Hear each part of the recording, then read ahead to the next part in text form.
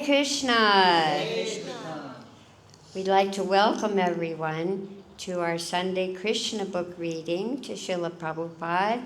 And as we always do, let us offer our respectful obeisances to Srila Prabhupada and to each other. Namo Vishnu Vidaya Krishna Prastaya Bhutale Srimati Bhakti-Vedanta Swaminiti Namane Namaste Saraswati Deve Gauravani Vacharane Nirvisesha Sunyavadi Paskachade Satarne. And to each other, Vanchakalpa Durabhyascha Kripa Sindhu Vyevacha Patitanam Pavanebhyo Vaishnavebhyo Namo Namaha. So today we're reading the prayers of the personified Vedas, chapter. You by trying to become the supreme enjoyer. Thus they disobey your supremacy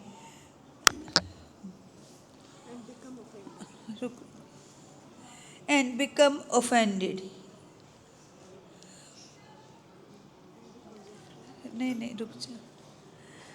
And because of their offenses, your material energy has taken charge of them. Thus, their transcendental qualities of joyfulness, bliss, and wisdom have been covered by the clouds of the three material qualities. This cosmic manifestation, made of the three material qualities, is just like a prison house for the conditioned soul. The conditioned souls are struggling very hard to escape from material bondage, and according to their different conditions of life, they have been given different types of engagement. But since all engagements are based on knowledge supplied by you, the conditioned soul can execute pious activities only when you mercifully inspire them to do so. Therefore, without taking shelter at your lotus feet, one cannot surpass the influence of the material energy. Actually, we as personified Vedic knowledge are always engaged in your service by helping the conditioned soul understand you. This prayer of the Vedas personified illustrates that the Vedas are meant for helping the conditioned souls to understand Krishna. All the Shrutis, or personified Vedas, offered glories to the Lord again and again, singing Jai, Jai, everyone together, Jai, Jai. This indicates that the Lord is the most glorious. Of all his glories, the most important is his causeless mercy upon the conditioned souls in reclaiming them from the clutches of Maya. There are unlimited numbers of living entities in different varieties of bodies, some moving and some standing in one place. And the conditioned life of these living entities is due only to their forgetfulness of their eternal relationship with the Supreme Personality of Godhead.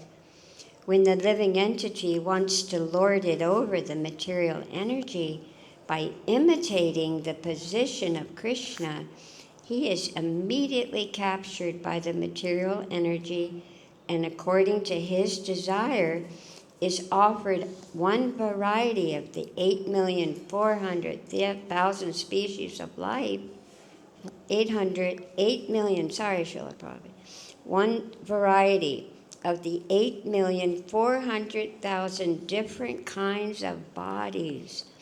Although undergoing the threefold miseries of material existence, the illusion living entity falsely thinks himself the master of all he surveys. Under the spell of the material energy, represented by the threefold material qualities, the living entity is so entangled that he is not at all able to become free unless he is graced by the Supreme Lord. The living entity cannot conquer the influence of the material modes of nature by his own endeavor, but because material nature is working under the control of the Supreme Lord, the Lord is beyond its jurisdiction. Except for him, all living entities from Brahma down to the ant are conquered by the contact of material nature.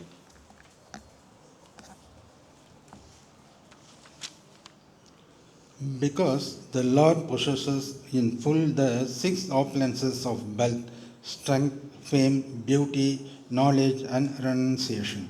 He alone is beyond the spell of material nature. Unless the living entity is situated in Krishna consciousness, he cannot approach the Supreme Personality of Godhead. Yet the Lord, by his omnipotency, can dictate from within as the super soul how a living entity can gradually come to him even while performing his ordinary work. As the Lord advises in Bhagavad-Gita, whatever you do, do it for me. Whatever you eat, first offer it to me. Whatever charity you want to give, first give it to me. And whatever austerities and penances you want to perform them for me. In this way, the karmis are directed gradually to develop Krishna consciousness. Similarly, Krishna directs the philosophers to approach him gradually by discriminating between Brahman and Maya. For at last, when one is mature in knowledge, he surrenders to Krishna. As Krishna says in the Bhagavad Gita, after many births, the wise philosopher surrenders unto me. The yogis are also directed to concentrate their meditation upon Krishna within the heart. And by such a continuous process of Krishna consciousness, they can also become free from the clutches of the material energy. The devotees, however, are engaged in devotional service with love and affection from the very beginning, and therefore the Lord personally directs them so that they can approach Him without difficulty or deviation. This is stated in the Bhagavad Gita. Only by the grace of the Lord can the living entity understand the exact position of Brahman, Paramatma, and Bhagavan. The statements of the personified Vedas gives clear evidence that the Vedic literature is presented only for understanding Krishna. The Bhagavad-Gita confirms that through all the Vedas it is Krishna alone who has to be understood. Krishna is always enjoying either in the material world or in the spiritual world because he is the supreme enjoyer. For him, there is no distinction between the material and spiritual worlds. The material world is an impediment for the ordinary living entities because they are under its control. But Krishna, being the controller of the material world, has nothing to do with the impediments it offers. Therefore, in different parts of the Upanishads, the Vedas declare the Supreme Brahman is eternal, full of all knowledge and all bliss. That one Supreme Personal Godhead exists in the heart of every living entity. Because of his all pervasiveness, he is able to enter not only into the hearts of living entities but even into the atoms also. As the Supreme Soul, Super Soul, he is the controller of all activities of the living entities. He lives within all of them and witnesses their actions, allowing them to act according to their desires and also giving them the results of their different activities. He is the living force of all living things, but is transcendental to the material qualities. He is omnipotent, he is expert in manufacturing everything, and on account of his superior natural knowledge, he can bring everyone under his control. As such, he is everyone's master. He is sometimes manifest on the surface of the globe, but he is simultaneously within all matter, desiring to expand himself in multiforms. He glanced over the material energy, and thus innumerable living entities became manifest. Everything is created by his superior energy, and everything in his creation appears to be perfectly done without deficiency. Those who aspire for liberation from this material world must therefore worship the Supreme Personality of Godhead, the ultimate cause of all causes. It's just like the total mass of earth from which varieties of earthly pots are manufactured. The pots are made of earthly clay. They rest on earth, and after being destroyed, their elements ultimately merge back into the earth, the original cause of all varieties of manifestation.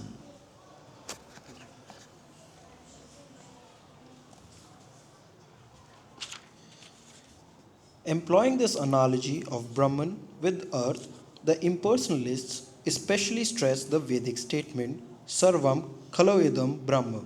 Everything is Brahman. The impersonalists do not take into account the varieties of manifestation emanating from the supreme cause, Brahman. They simply consider that everything emanates from Brahman and after destruction merges into Brahman, and that the intermediate stage of manifestation is also Brahman. But although the Mayavadis believe that prior to its manifestation the cosmos was in Brahman, after creation it remains in Brahman, and after destruction it merges into Brahman, they do not know what Brahman is. The Brahma Samhita, however, clearly describes Brahman. The living entities, space, time, and the material elements like fire, earth, sky, water, and mind constitute the total cosmic manifestation known as Bhu, Bhuva, and Swaha, which is manifested by Govind. It flourishes on the strength of Govind and after annihilation enters into and is conserved in Govind. Lord Brahma therefore says, I worship Lord Govind, the original personality, the cause of all causes. The word Brahma indicates the greatest of all and the maintainer of everything. The impersonalists are attracted by the greatness of the sky, but because of their poor fund of knowledge, they are not attracted by the greatness of Krishna. In our practical life, however, we are attached by the greatness of a person and not by the greatness of a big mountain. Thus, the term Brahma actually applies to Krishna only.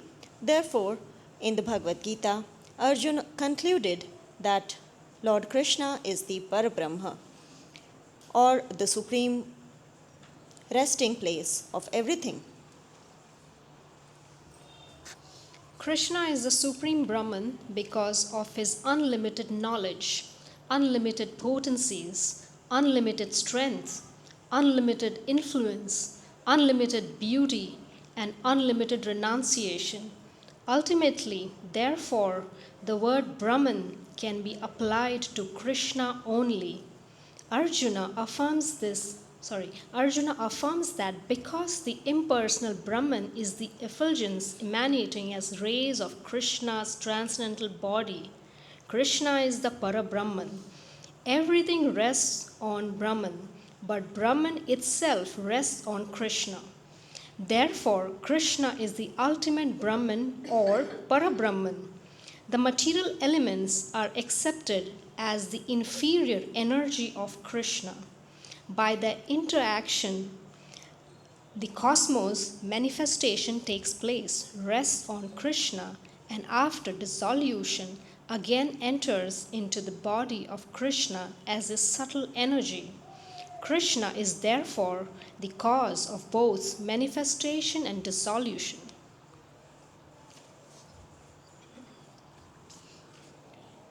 Sarvam kal idam Brahma means that everything, the Lord Krishna is the sense that everything is his energy. Sarvam kalvam idam. There, that is the vision of the Mahabhagavatas. They see everything in relation to Krishna. The impersonalist argue that Krishna himself has been transformed into many and that therefore everything is Krishna and worship of everything is worship of him. The false argument is answered by Krishna in the Bhagavad-Gita. Although everything is the transformation of the energy of Krishna, he is not present everywhere. He is simultaneously present and not present. By his energy, he is present everywhere, but as the energetic, he is not present everywhere. This simultaneous presence and non-presence is conceivable to our present senses. But a clear explanation is given in the beginning of the Ishopanishad, in which it is stated that the Supreme Lord is so complete that although unlimited energy and their transformation emanate from Krishna, Krishna's personality is not in the least bit transformed. Therefore, since Krishna is the cause of all causes, intelligent person should take shelter of his lotus feet. Can I use your book? Krishna advises everyone just to surrender unto him alone, and that's the way of Vedic instruction. Since Krishna is the cause of all causes, he is worshipped by all kinds of sages and saints through the observance of the regulative principles. As far as meditation is concerned, great personalities meditate on the transcendental form of Krishna within the heart. In this way, the minds of great personalities are always engaged in Krishna. With their minds engaged in Krishna, naturally the captivated devotees simply talk of Krishna. Talking of Krishna or singing of Krishna is called kirtan. Lord Chaitanya recommends kirtanaya sadahari, which means always thinking and talking of Krishna and nothing else. That is called Krishna consciousness. Krishna consciousness is so sublime that anyone who takes to this process is elevated to the highest perfection of life, far, far beyond the conception of liberation.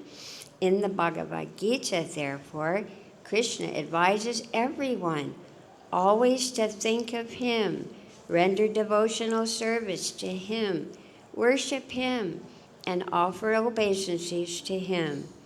In this way, a devotee becomes fully Krishnized, Krishnized, and being always situated in Krishna consciousness, ultimately goes back to Krishna.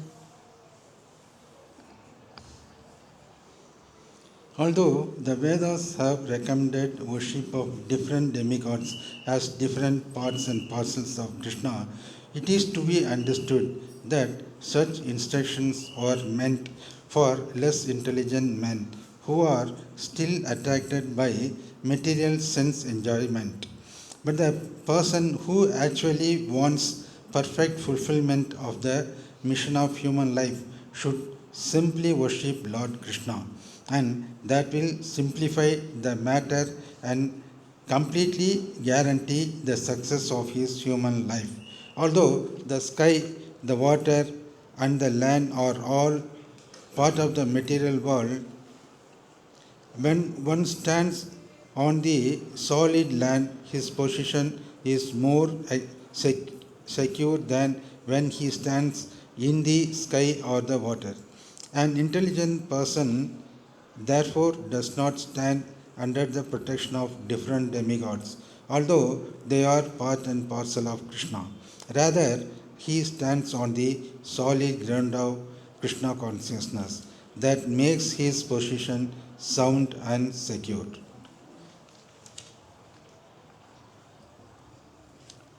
Impersonalists sometimes give the example that if one stands on a stone or a piece of wood, one certainly stands on the surface of the land, because the stone and wood both rest on the surface of the earth.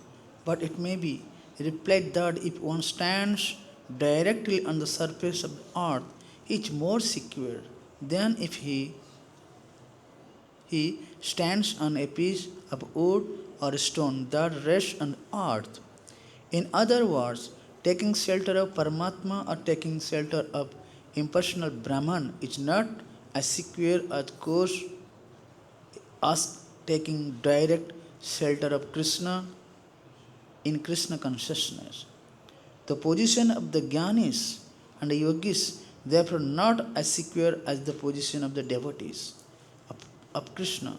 Lord Krishna has therefore advised in the Bhagavad-Gita that only a person who has lost his senses takes to the worship of demigods. And regarding persons attacked to the impersonal Brahmanas, Srimad Bhagavatam says, "My dear Lord, those who think of themselves as liberated by mental speculation are not yet purified of the contamination of material nature because of their inability to find the shelter of your lotus feet, although they rise to the transcendental situation of existence in impersonal Brahman. They certainly fall from that exalted position because they deride your lotus feet.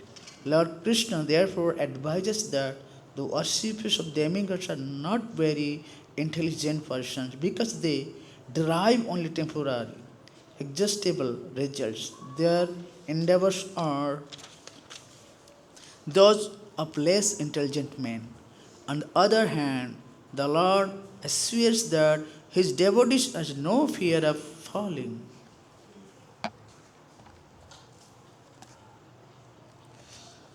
The personified Vedas continue to pray, Dear Lord, considering all points of view, if a person has to worship someone superior to himself, then just out of good behavior, he should stick to the worship of your lotus feet because you are the ultimate controller of creation, maintenance, and dissolution. You are the controller of the three worlds, Bhu, Bhuva, and Swaha.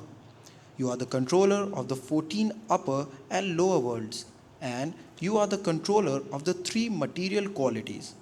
Demigods and persons advanced in spiritual knowledge always hear and chant about your transcendental pastimes because this process has the specific potency of nullifying the accumulated results of sinful life. Intelligent persons factually dip into the ocean of your nectarian activities and very patiently hear about them. Thus, they are immediately freed from the contamination of the material qualities. They do not have to undergo severe penances and austerities for advancement in spiritual life. This chanting and hearing of your transcendental pastimes is the easiest process for self realization. Simply by submissive oral reception of the transcendental message, one's heart is cleansed of all dirty things. Thus, Krishna consciousness becomes fixed in the heart of a devotee. The great authority Bhishma Dev has also given the opinion that this process of chanting and hearing about the Supreme Personality of Godhead is the highest religious process. And the Taittiriya Upanishad says that the worship of the Supreme Personality of Godhead is the essence of all Vedic ritualistic performances. Dear Lord, the personified Vedas continued. The devotee who wants to elevate himself simply by the process of devotional activities, especially by hearing and chanting, very soon comes out of the clutches of the dualities of material existence.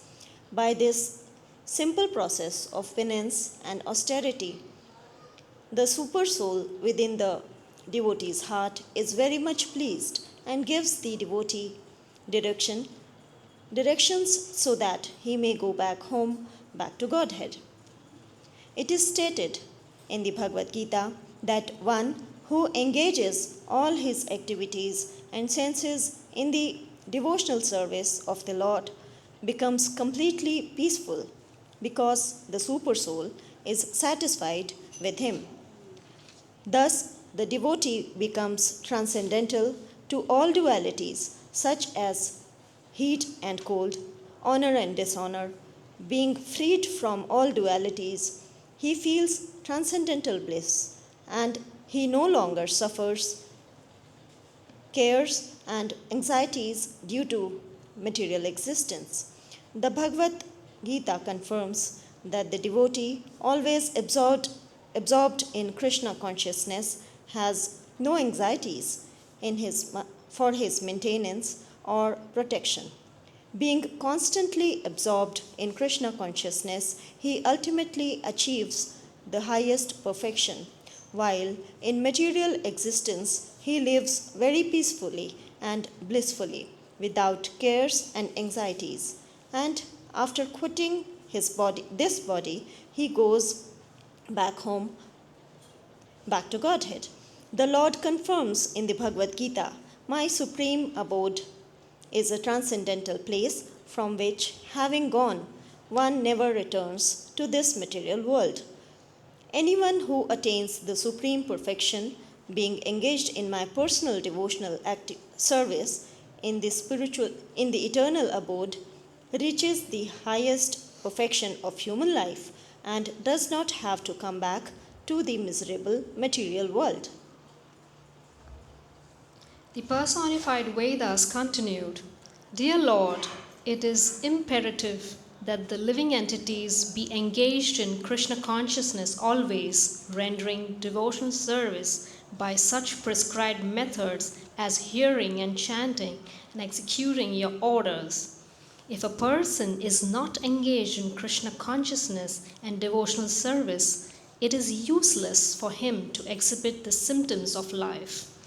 Generally, if a person is breathing, he is accepted to be alive. But a person without Krishna consciousness may be compared to a bellows in a blacksmith's shop. The big bellows in a bag of skin which exhales and inhales air, and a human being who simply lives within the bag of skin and bones without taking to Krishna consciousness and loving devotional service is no better than the bellows. Similarly, a non-devotee's long duration of life is compared to the long existence of a tree. His voracious eating capacity is compared to the eating of dogs and hogs, and his enjoyment in sex life is compared to that of hogs and goats. The cosmic manifestation has been made possible because of the entrance of the Supreme Personality of Godhead. As Mahavishnu in this material world, the total material energy is agitated by the glance of Mahavishnu, and only then does the interaction of the three material qualities begin. Therefore, it should be concluded that whatever material facilities we are trying to enjoy are available only due to the mercy of the Supreme Personality of Godhead. Within the body, there are 5 different departments of existence known as Annamaya, Pranmaya, Manomaya, Vigyanmaya, and at last Anandamaya. In the beginning of life, every living entity is food conscious. A child or an animal is satisfied only by getting nice food. This stage of consciousness, in which goal is to eat some Sumptuously. sleep, Sumptuously. Really nice. is called Annamaya, in which goal is Anna means food. After this one lives in the consciousness of being alive. If one can continue his life without being attacked or destroyed, one thinks himself happy. This stage is called Pranmaya, or consciousness of one's existence. After this stage, when one is situated on the mental platform, his consciousness is called Manmaya. The materialistic civilization is primarily situated in these 3 stages: Annamaya, Pranmaya, and Manmaya. The first concern of civilized person is economic development. The next concern is defense against being annihilated. And the next consciousness is mental speculation, the philosophical approach to the values of life. If, by the evolutionary process of philosophical life, one happens to reach the platform of intellectual life and understands that he is not this material body, but a spiritual soul, he is situated in the Vigyan Maya stage. Then, by evolution in spiritual life, he comes to the understanding of the Supreme Lord, or the Supreme Soul. When one develops his relationship with him and executes devotional service, that stage of life is called Krishna consciousness, the Anandamaya stage. Anandamaya is the blissful life of knowledge and eternity. As it is said in the Vedanta Sutra, Anandamaya Vyasat, the Supreme Brahman and the subordinate Brahman, or the Supreme Personality of Godhead, and the living entities are both joyful by nature.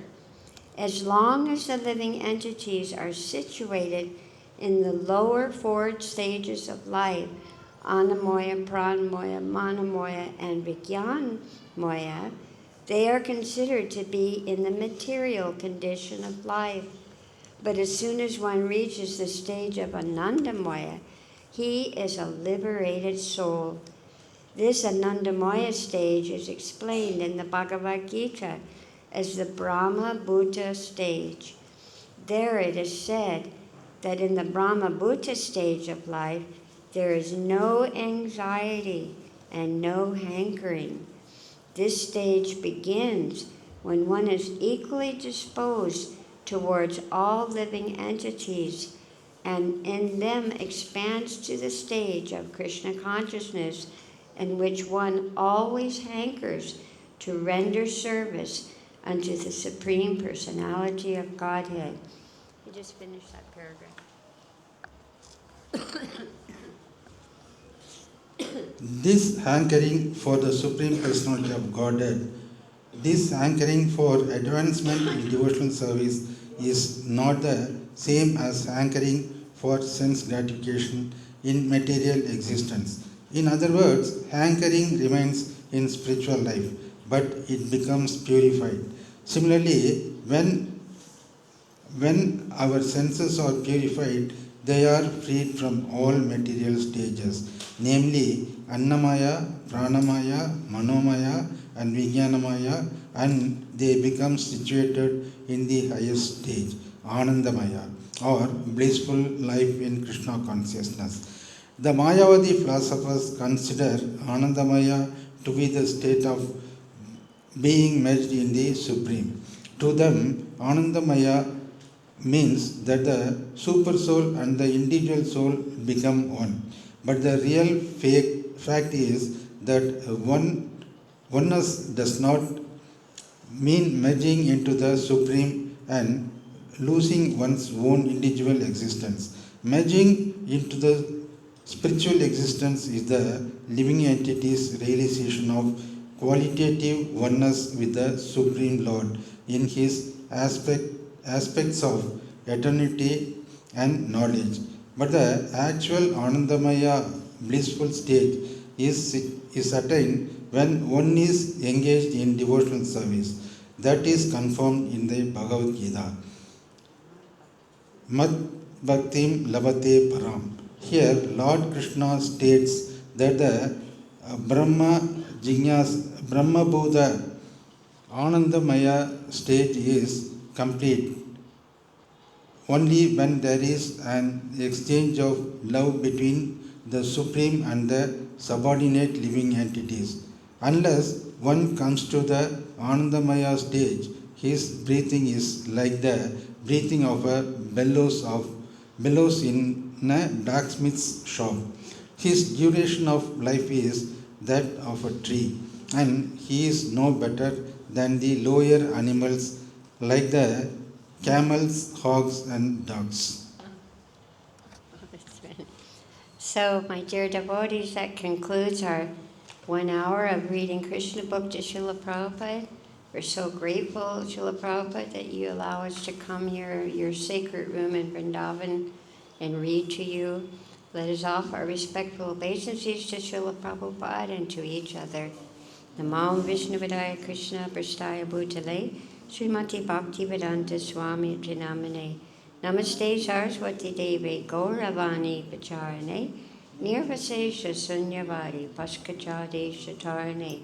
And to each other, Vanchakalpaturvyascha Kripa Sindhu Bhyevacha Patitanam Pavanebhyo Vaishnavebhyo Namo Namaha. Jai Krishna Bhag, Jai Srila Prabhupada. Hare Krishna,